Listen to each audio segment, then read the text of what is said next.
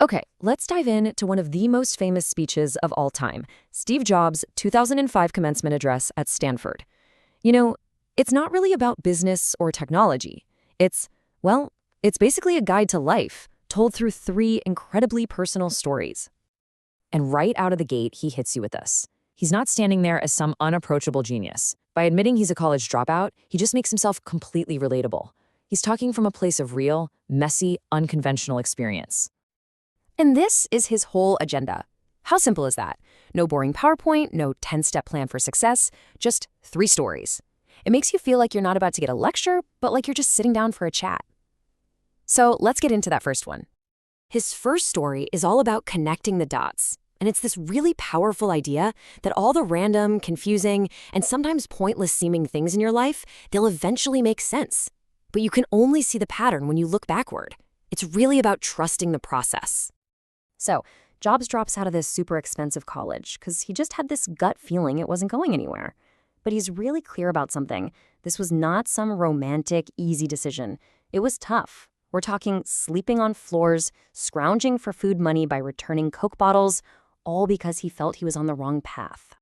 So now that he's free from all his required classes, he starts dropping in on things that he's just curious about. And one of them was a calligraphy class. Now, at the time, what practical use could this possibly have for his life? Absolutely none. It was a choice driven by nothing more than fascination. And here's where it gets interesting. For a whole decade, that calligraphy class was just a fun memory, just a random dot in his past that didn't seem to connect to, well, anything. But that was all about to change. And bam, a decade later, he's designing the first Macintosh computer, and it all comes rushing back to him. Everything he learned about fonts, about spacing, about what makes lettering beautiful, he built all of it right into the Mac. That one seemingly useless class is literally the reason our computers have beautiful fonts today. A passion project became a feature that changed the world. And that right there is the whole point of his first story. You have to trust in something. Your gut, your destiny, karma, whatever you want to call it. Believing that the dots will connect down the road is what gives you the confidence to follow your heart, even when it takes you off the well-worn path. All right, let's get into story number 2. This one is a total roller coaster. It's about finding what you love, losing it in the most public way imaginable, and then finding the strength to start all over again. I mean, just think about how fast this all happened. In just 10 years, he goes from starting a company in his garage to running a $2 billion empire. And then, at the absolute peak, he gets fired from the company he created. It was a devastating public humiliation. But this is the crucial twist. He said that getting fired, as awful as it was, actually freed him. All that heavy pressure of being Steve Jobs, the CEO, was gone. And in its place was this lightness, the freedom to be a beginner again, to be creative, to not know all the answers. It was a total reset, and it turned out to be the best thing that ever happened to him. And man, did he make the most of being a beginner. This period was maybe the most creative of his entire life. He founded Next, and then he founded Pixar, the little studio that made the world's first computer-animated movie, Toy Story. And then, in a crazy twist of fate, Apple ended up buying Next, which brought him right back to where he started. So the big lesson here is just so powerful. He was absolutely convinced that the only reason he got through all that failure was because he loved what he did. It's his passionate plea to all of us. Don't settle. In your job, in your life, whatever it is, you have to keep looking for that thing you love. And now we come to the third and final story. The tone here really shifts. This is where Jobs talks about the one deadline we all have, and how knowing that can bring an incredible amount of focus and clarity to your life. So this was his morning routine. He'd look in the mirror every single day and ask himself this question. He wasn't being morbid. He was using death as a tool to make sure he was living a life that was true. And if the answer was no too many days in a row, he knew something had to change. And then that abstract idea in the mirror became terrifyingly real. A routine scan found a tumor on his pancreas.